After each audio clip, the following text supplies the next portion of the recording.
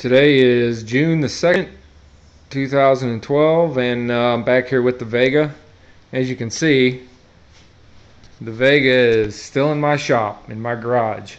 The reason is, it's supposed to be going to the body shop, but the problem is that a big hailstorm moved through here about 2 weeks ago and damaged, I don't know, 14.5 million cars. And my body man has been unexpectedly delayed, so I'm looking at another 2 or 3 weeks before he's going to be ready for me. So I've had to kind of find time to do other things to fill that time with. As you can see, I've got this all wire wheeled clean now, all the way down to where there's no Bondo in it anywhere. Big patch there. But not too bad, really, when you consider it. You can see right here where it was, whatever dent, whoever got hit, got pulled out, all that. That'll get taken care of.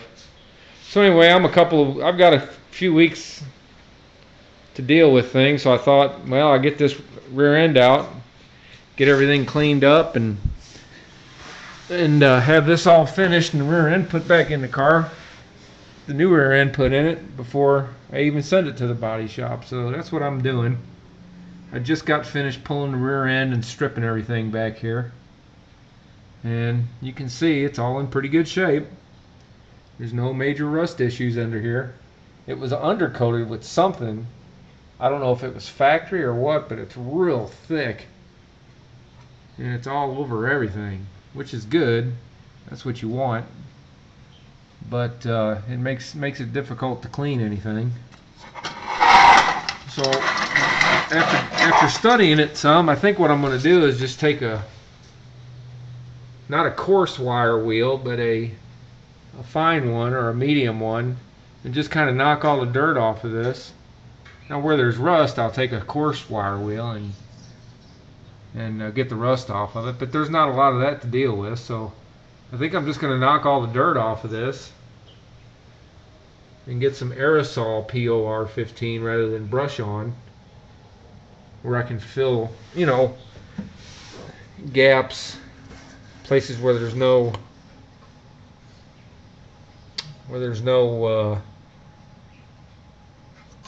undercoat. You can see how thick that is. Look at that right there. It's just gooped on there. I don't even know what it is, but it's really thick. But anyway, in the places where there's not any, I thought I'd just get some aerosol POR15 and spray on there, and then hit it with a top coat, and I think that'll be good enough. This car's never going to see the snow and ice. It'll see the rain quite a bit, because I'm going to drive it every day once it's done. But you can see it's not in too bad a shape under here. Spring bucket right there is where the fuel tank attaches, here and here. That's actually a shock mount. This is where the fuel tank attaches, up under there. I've already wire wheeled all that back there. I did that previously. Just hit it with some self-etching primer. But I just thought I'd go ahead and get this project underway and get as much done as I can before the body man calls and says he's ready. Now I've got to do some restructuring under here, because I'm not going back with the stock arms, which attach there and there on both sides. I'm not going back with the stock arms, because it's a ladder bar suspension, which means the ladder bars are going to go clear all the way up to here,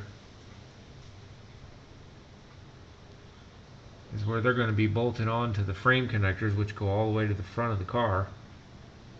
Right up there where the transmission cross member is, you see that? I'll go up there in a second and show you. But I wanted to show you what I've been doing. And then here's the new rear end, and you can see the ladder bar suspension. It connects to the frame connectors. And then I've got a panhard bar on this rear end. Right here, you can see it. And I'm going to have a bracket welded to the car to accommodate that. And this rear end is actually longer from backing plate to backing plate than the stock one. The stock rear end is 54 7/8 inches long, and the new rear end, the Ford rear end, is 56 5/8 inches long. So I've got a little bit more length, which is going to require some back spacing accommodations on the wheels to make sure that everything fits properly. But I wanted to show you this. This is this is a Don Hardy transmission cross member for the transmission. This here is a Don Hardy. You can see how it goes in. But I'm going to have to take it out, and I'm going to have to trim 1/4 of an inch off the top of this. The reason for that is because the frame connector is a 1/4 inch thick steel, and it mounts, it slides up between the transmission mount and the body of the car and bolts in right about here through that hole. So in order to accommodate both things, I'm going to have to trim this 1/4 of an inch and then slide the frame connector in there and then bolt right through it. A lot to do, but it's the only way it's going to work. So that's what I'm going to have to do. But here again, you can see the car's in the underneath side of the car is in real good shape. It's just going to need some cleaning. You know, I wasn't even going to go this far with this car. This is just going to be a daily driver. But all I can hear in my head is my dad saying to me, you know, don't do things halfway, man. Do them right. It's nuts, you know. When you're a kid, you hate that. When you're older, you appreciate it, but you still hate it. So I can't just do things halfway. My head doesn't work that way. So I've got to get under here and clean all this up and paint it. Try to at least make it last, you know, a while longer. Do the best I can with it. I pulled all the brake lines and all the fuel lines.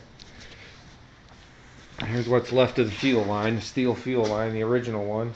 I'll probably use the back half of this because it's molded. And I'll probably cut it off about right here, discard this, and then run some steel braided line or something up there to the carburetor.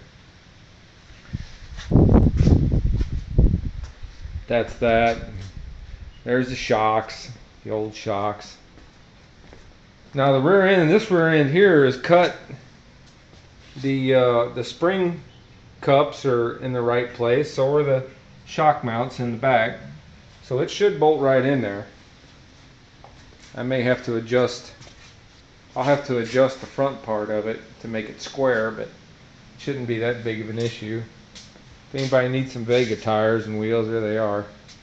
Or a Vega rear end. I've got a good Vega rear end. There's nothing at all wrong with that rear end. I don't know what I'm going to do. Probably put it on Craigslist and see if anybody wants it. If they don't, I'll probably chunk it. So if anybody needs one, let me know. And also took out the master cylinder, and there's the mock-up engine that's in there. Got all that in there now. It's all mocked up. I'm waiting for the headers, which are supposed to be here Wednesday. I'll mock the headers up, and then all that can come back out. It'll be ready for the body shop. So that's all ready. It's all bolted in there. It worked pretty good. Don Hardy engine mounts. You can see them down there. It all worked out real well. It really wasn't much of a problem. Just had to do a little modifying back here on that firewall, but it's back up underneath there where you can't see it. So worked out pretty well. So anyway, that's what I've been doing. Just thought I'd bring you up to date. Hopefully next time I might shoot another video once I get the rear end up in there and attached, just to show you how that came out before it goes to the body shop. But that's it for now. Y'all have a good weekend.